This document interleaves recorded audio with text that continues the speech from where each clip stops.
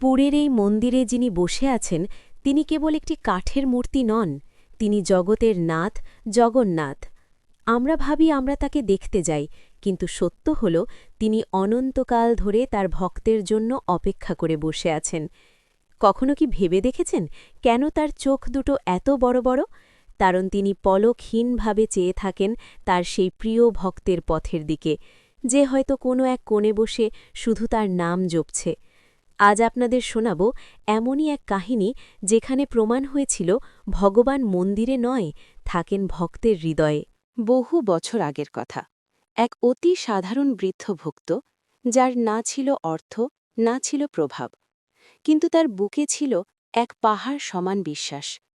তিনি শত মাইল হেঁটে আসছিলেন নীলমাধবকে একটিবার দেখার জন্য। তার শরীর ক্লান্ত, পা ফেটে রক্ত ঝরছে, কিন্তু মুখে একটাই ডাক, হে জগবন্ধু, দেখা দাও। কিন্তু মন্দিরের কাছে পৌঁছতেই রক্ষীরা তাকে আটকে দিল। তারা ভাবল এই ধুলোবালি মাখা মানুষটি মন্দিরের পবিত্রতা নষ্ট করবে। তারা তাকে ধাক্কা দিয়ে বের করে দিল। সেই বৃদ্ধ কাঁদলেন না, বরং মন্দিরের বাইরের বালির ওপর বসে একটি ছোট রথ বানালেন। তিনি বিশ্বাস করতেন, যদি তিনি ভেতরে যেতে না পারেন, তবে তার প্রভু নিশ্চয়ই বাইরে আসবেন। সেই রাতে এক অলৌকিক ঘটনা ঘটল। মন্দিরের প্রধান সেবায়েত স্বপ্নে দেখলেন জগন্নাথদেব সিংহাসনে নেই। তিনি দেখলেন ভগবান তার রত্নখচিত অলঙ্কার ফেলে সাধারণ এক বালকের বেশে মন্দিরের বাইরে সেই বৃদ্ধের কাছে গিয়ে বসেছেন।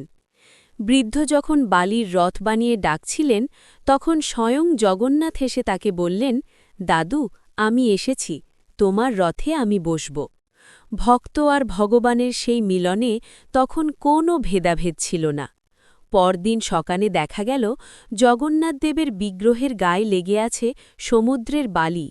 সেবায়েতরা বুঝলেন, ভক্তির টানে ভগবান আজ মন্দির শাসন ছেড়ে ভক্তের আঙিনায় চলে গিয়েছিলেন। বন্ধুরা, জগন্নাথ কোনো আড়ম্বর চান না, তিনি চান শুধু একটু অকৃত্রিম ভালোবাসা। আপনি যদি আপনার হৃদয়ে তাকে জায়গা দেন, তবে তিনি ৭ সমুদ্র ১৩ নদী পার হয়ে আপনার কাছে ছুটে আসবেন। মনে রাখবেন, ভগবান ভক্তের অধীন। এই ভিডিওটি ভালো লাগলে জয় জগন্নাথ লিখে কমেন্ট করুন, আর আমাদের এই আধ্যাত্মিক যাত্রায় সঙ্গী হতে চ্যানেলটি সাবস্ক্রাইব করুন। জয় জগন্নাথ।